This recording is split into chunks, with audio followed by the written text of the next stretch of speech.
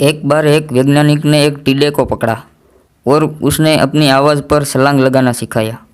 वैज्ञानिक टिड्डे से कहता, कूदो। टिड्डा उसके आवाज़ सुनते ही ज़ोर से छलांग लगा देता। अब वह वैज्ञानिक था तो प्रयोग करना बनता ही था। उन्होंने टिड्डे की छलांग पर प्रयोग किया। वैज्ञानिक ने उसकी एक टांग तोड़ दी और फिर बोला, कूदो। अब टिड्डे की छलांग की दूरी कम हो गई। वैज्ञानिक ने उसकी दूसरी टांग तोड़ दी और फिर बोला, कूदो। टिड्डे की छलांग और कम हो गई। अब तोड़ी गई तीसरी टांग, फिर छलांग की दूरी और कम हो गई। एक एक करके बेचारे टिड्डे की सारी टांगें तोड़ दी। अब आखिरी टांग टूटने पर जब उससे कहा गया कि कूदो तो वह हिल भी नहीं पाया। अब वैज्ञानिक ने अपना निष्कर्ष अपनी डायरी में लिखा। जानते हो उसने क्या लिखा? जब टिड्डे की एक टांग तोड़ी गई तो वह थोड़ा बहरा हो गया। जब उसकी दूसरी टांग तोड़ी गई तो वो और भी बहरा हो गया। हर टांग टूटने के साथ वो और बहरा होता गया और सारी टांग टूटने के बाद वह बिल्कुल बहरा हो गया।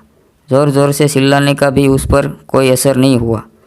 वो तो अपनी जगह से हिला तक नहीं, छलांग लगाना तो दूर की बात। इस कहानी को सुनकर सभी को ऐसा ही लग रहा है ना कि क्या मूर्ख वैज्ञानिक था। इतनी सीधी सी बात उसके समझ में नहीं आई। या कुछ लोग ये भी सोच रहे होंगे कि ये तो किसी बच्चे को भी पता है कि टिड्डे की छलांग उसके टांग टूटने की वजह से कम होती जा रही थी, ना कि वह बहरा हो गया था। दोस्तों, हम सभी जीवन में कई बार ऐसे ही मूर्ख बन जाते हैं।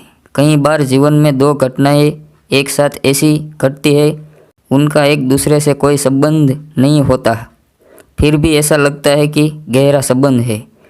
कभी कभी दिखता कुछ और है लेकिन समझ कुछ और जाते हैं और वास्तव में होता कुछ और है। इसलिए अगर पछताना नहीं है तो जीवन में जल्दबाजी में कोई निर्णय ना ले और हमेशा समझ बूझ का इस्तेमाल करें, सावधानी बरतें, नतीजे सोच विचार कर ही निकालिए। दोस्तों, आपको ये छोटी सी कहानी कैसी लगी? अगर अच्छी लगी हो तो हमारी चैनल को सब्सक्राइब कर देना।